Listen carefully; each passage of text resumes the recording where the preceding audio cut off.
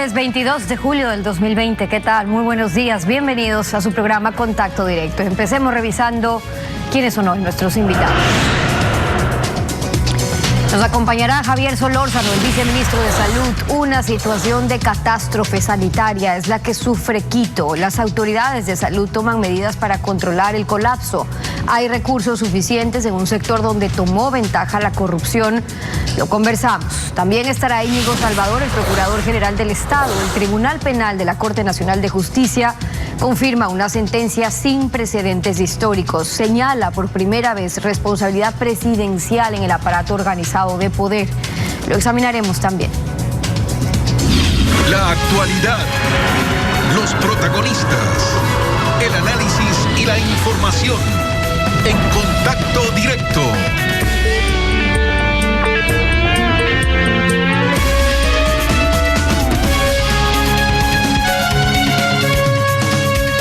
El Tribunal Penal de la Corte Nacional ratificó la condena de 8 años de cárcel por el delito de cohecho agravado para el expresidente Correa y su ex vicepresidente Jorge Glass en calidad de autores mediatos.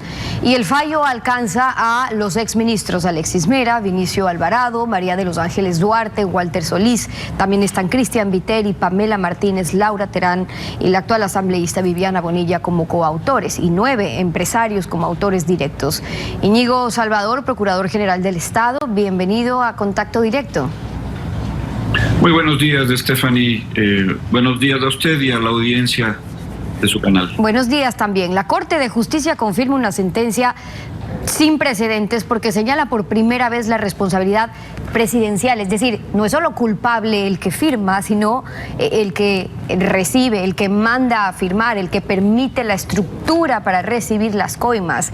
El tipo penal de autor mediato de un delito fue planteado por primera vez en el Código Penal ecuatoriano por las reformas que llevó a cabo la Revolución Ciudadana. La forma como se condena al presidente Rafael Correa y al señor Jorge Glass, en ese momento presidente y vicepresidente de la República, es la de autores instigadores. Eso lo dice muy claramente el fallo, particularmente el de apelación, aunque ya estaba mencionado en el fallo de primera instancia. La particularidad de la instigación es que, y así lo dice el fallo, estos dos personajes tienen lo que se conoce como una influencia cognitiva y volitiva sobre todos los demás miembros de esta red. ¿Qué quiere decir? Que ellos no solamente conocían que se estaban realizando estos hechos, sino que ellos además tenían la voluntad de que esta red continúe trabajando. Sin su intervención no se materializa el delito, dicen los jueces de la Corte Nacional de Justicia. De modo que el hecho de que los señores Correa y Glass no hayan sido las personas que directamente negociaban los sobornos o los contratos, no deja de hacerles a ellos autores del delito. Ahora, en el derecho penal del Ecuador se conocía la figura del autor intelectual. ¿En qué se distingue del autor mediato, que es lo que usted se iba a referir, o el autor instigador, que es lo que hablamos ahora? Porque la Fiscalía no solo habla de la mentalización del delito, sino del manejo de esta estructura de poder que facilita que se pueda cometer el delito por parte de terceros que eran subordinados. ¿Es de ese, procurador, el precedente que se está dejando en esta sentencia? Lo importante de esta sentencia, a mi modo de ver, Stephanie, es que demuestra por primera vez en la historia del Ecuador que los más altos funcionarios del Estado, presidente y vicepresidente de la República, más los ministros que usted acaba de mencionar, no están fuera del alcance de la justicia. La diferencia que usted señala entre autoría intelectual y autoría de instigación, en este caso, es muy sutil. El autor intelectual puede haber diseñado la forma de delinquir. En este caso va un grado más allá. El autor intelectual da las instrucciones a los otros, a los del rango inmediatamente inferior. El autor instigador da las instrucciones a los de rango inmediatamente inferior y se mantiene al corriente de todo lo que ocurre a lo largo de esta comisión del delito a lo largo de un periodo de tiempo. Y en el caso específico del señor Correa, incluso recibe dineros de estos sobornos. De modo que ese es el precedente importante que esta sentencia sienta.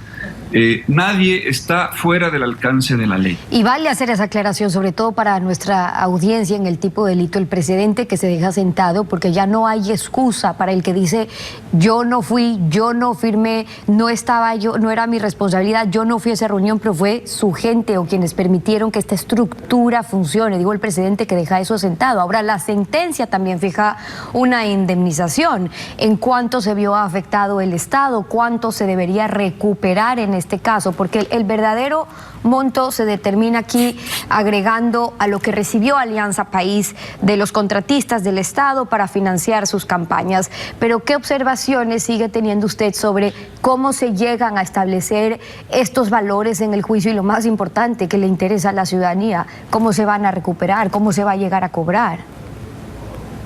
Sí, justamente la apelación que la Procuraduría General del Estado había presentado en su momento tenía que ver exclusivamente con lo que usted acaba de señalar. La preocupación que teníamos nosotros era, una vez que tenemos una sentencia, y esta sentencia nos habla de un monto global de 14.745.000, ¿cómo hago yo para evitar que el momento en que la sentencia ya definitiva baje al juez de ejecución y éste quiera hacerla efectiva? ¿Cómo distribuyo entre cada uno de los diferentes procesados ese monto global? Y eso es justamente lo que la Corte en el Tribunal de Apelación acaba de determinar. Todos los autores, incluidos estos autores instigadores, tendrán que pagar un monto de $708,000. Eso multiplicado por 18 da alrededor de 14 millones. Y todos los cómplices tendrán que pagar $378,000. Grosso modo, no estoy diciendo la cifra exacta, que el tribunal sí la da, la estoy redondeando. Cada cómplice $378,000, son dos los cómplices, $756,000. Grosso modo estamos hablando de la suma total de 14 millones. Ahora, pero 14 millones, procurador, frente a estos casos emblemáticos que hemos visto. Es decir, el tribunal fija la reparación integral sobre lo que recibe Alianza País, no sobre la afectación real que pudo tener el Estado cuando se cometen estos delitos. Si es que pagan una coima, les daban un contrato y ahí venían, ¿qué? Los sobreprecios. Y ya estamos hablando de montos muchos más altos, de proyectos emblemáticos que surgieron a raíz de eso. Entonces, ¿qué pasó con todo eso? Por supuesto. Eso será objeto de otros juicios. En este momento, el delito es un delito de cohecho. Por lo tanto, de lo que se trata es de determinar el monto de afectación al Estado por el pago de esas dádivas a estos funcionarios y al movimiento Alianza País por intermedio de ellos. El monto del daño, el tribunal lo determina sobre la base de las pruebas presentadas en el proceso en alrededor de 7 millones. Multiplicados por 2, que es lo que el tribunal determinó que debería ser en función de los artículos 285 y 287 del antiguo Código Penal, llegamos a la cifra de 14 millones. Pero usted tiene razón. ¿Qué pasa con el daño causado al Estado por haberse otorgado ilegalmente, ilícitamente, a cambio de cohechos, unos contratos que probablemente no fueron entregados a los oferentes más competitivos? Es decir, el Estado termina pagando más porque no se entregó a la mejor oferta.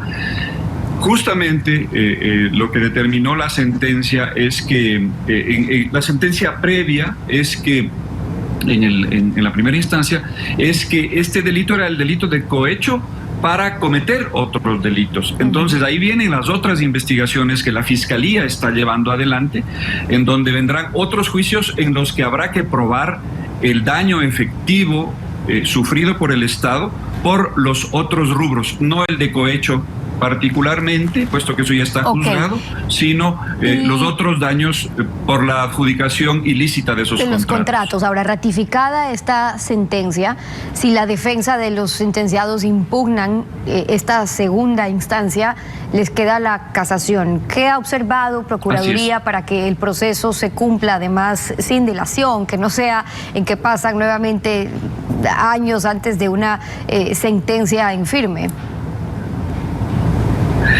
Sí, el recurso de casación en el ámbito penal es bastante más rápido, más eficiente que en los demás ámbitos. Ahora mismo nosotros tenemos que esperar 3 días que se vencen el día de mañana para que el Tribunal de la Corte Nacional de Justicia notifique por escrito el contenido de la sentencia.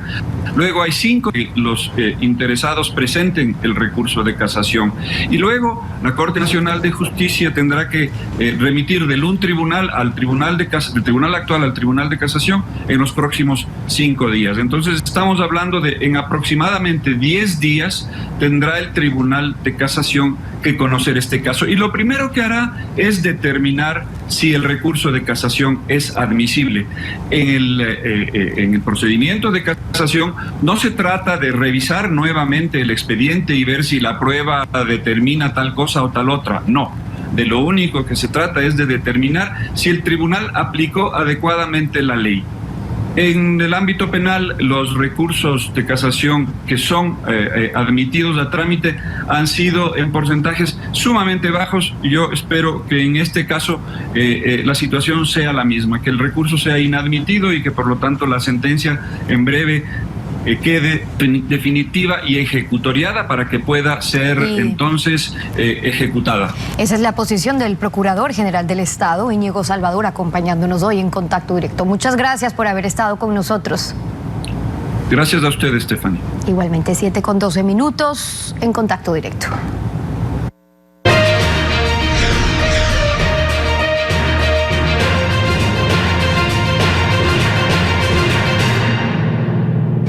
Por eso la confirmación por la Corte Nacional de la sentencia condenatoria, en este caso sobornos y cohechos 2012-2016, es realmente histórica por su contenido, utilizando esta nueva doctrina penal internacionalmente en boga para romper la impunidad presidencial. Alfredo, ¿qué tal? Buen día. Buen día, Steffi. Buenos días a todos. Durante 70 años del juicio de Nuremberg contra jerarcas nazis, esta doctrina se abre espacio perforando la aureola pseudo-jurídica de impunidad que protegía abusos de dictadores o presidentes, que al dejar el poder resultaban intocables. La doctrina estructurada desde 1963 por el profesor alemán Klaus Roxin, denominada el hombre de atrás, o teoría del dominio de la voluntad en aparatos organizados de poder, se aplicó por primera vez en América Latina contra Alberto Fujimori y posteriormente contra Augusto Pinochet, la Junta Militar Argentina y últimamente contra Luis Ignacio Lula da Silva. La fiscal Diana Salazar la utilizó para acusar de autor mediato al expresidente Rafael Correa en el caso Sobornos y Cohechos 2012-2016, rompiendo la centenaria impunidad que ha protegido los abusos de poder del jefe del Estado, quien por ley nunca firma un contrato, a veces como testigo de honor, estando así exento de responsabilidad penal, porque son subalternos de libre remoción que ponen las huellas digitales. Así se han dado el lujo de pedir a gritos: ¡pruebas! ¡Pruebas! Esta jurisprudencia sacrosanta, aplicada rutinariamente a expresidentes, queda sin piso. De aquí en adelante deben responder por lo que permiten o mandan afirmar. Al volver estaremos con Javier Solórzano, el viceministro de Salud. Quito, con aumento en los casos de contagio, sigue subiendo en la curva y serán necesarias nuevas medidas restrictivas para la capital. Lo conversamos en minutos. No se vaya.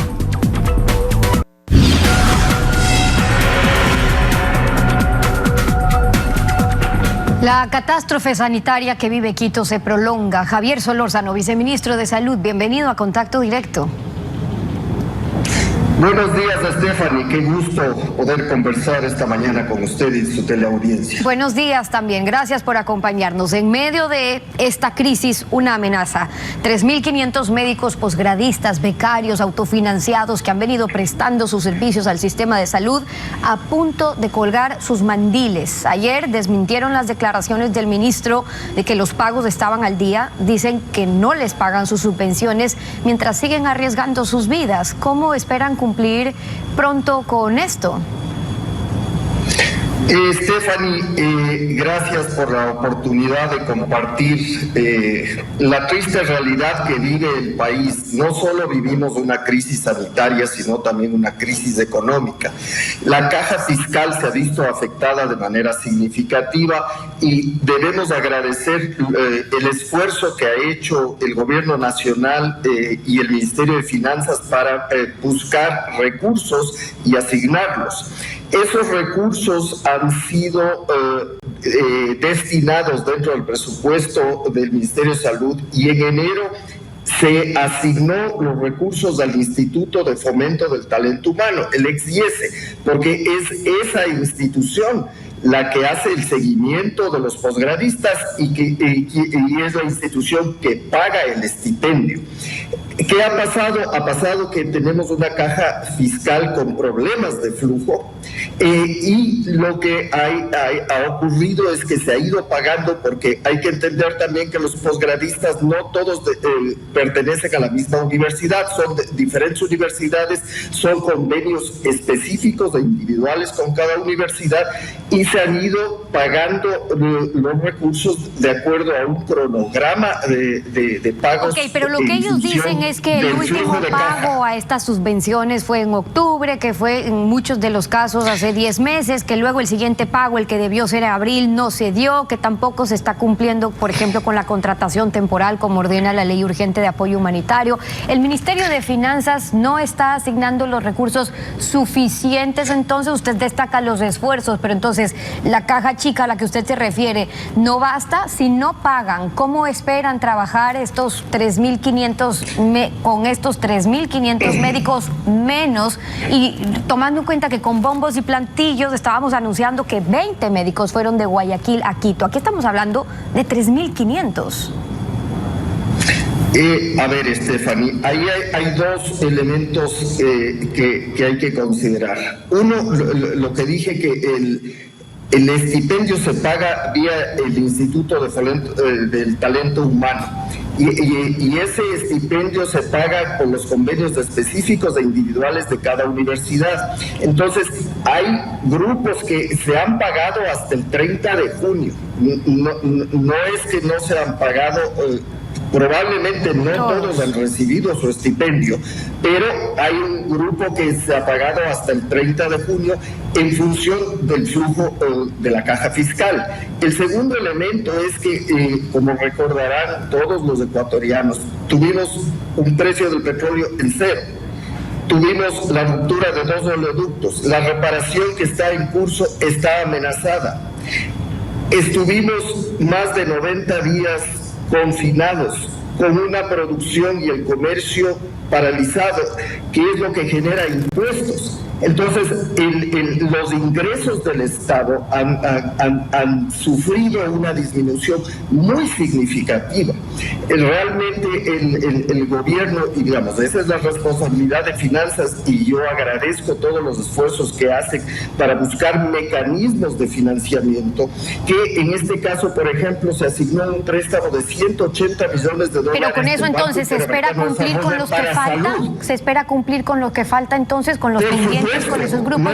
Ok, ahora permítame preguntarle por cuestiones de tiempo. Hay médicos, hay epidemiólogos, la Federación de Médicos que están diciendo que la curva de contagios va en aumento, que la velocidad no se puede conocer con exactitud cómo vaya a seguir porque no saben realmente cómo están incrementando los casos de contagio cuando no se pueden hacer las pruebas suficientes. Desde el Ministerio de Salud, viceministro, ¿qué tienen previsto para poder avanzar con las pruebas más rápidos, para ver el nivel de contagio, para evitar que los asintomáticos sigan contagiando?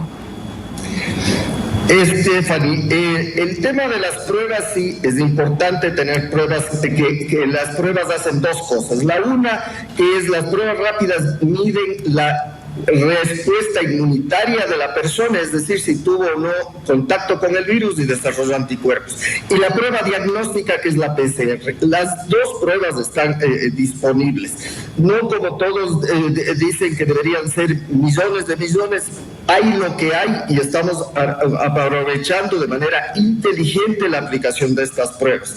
Segundo, sí, los contagios siguen en aumento, por supuesto, pero sí conocemos la velocidad de transmisión y esta ha ido variando porque es directamente proporcional al comportamiento de las personas. El virus no se mueve solo, el virus se mueve con usted. Usted que está contagiado es el que va diseminando el virus. Fíjense que en mayo tuvimos 54% de personas que sabían que estaban contagiados, que rompieron aislamiento por hasta 7 horas al día, 3,5 días por semana y hasta por 25 kilómetros. Y en junio subió a 6 de cada 10, 59,5%. Y entonces, con esos antecedentes, viceministro, ciudadana, ¿cómo? ¿Creen que será necesario volver con las cifras que estamos viendo, con la situación en los hospitales? ¿Creen que será volver a controles más estrictos para evitar la difusión del contagio?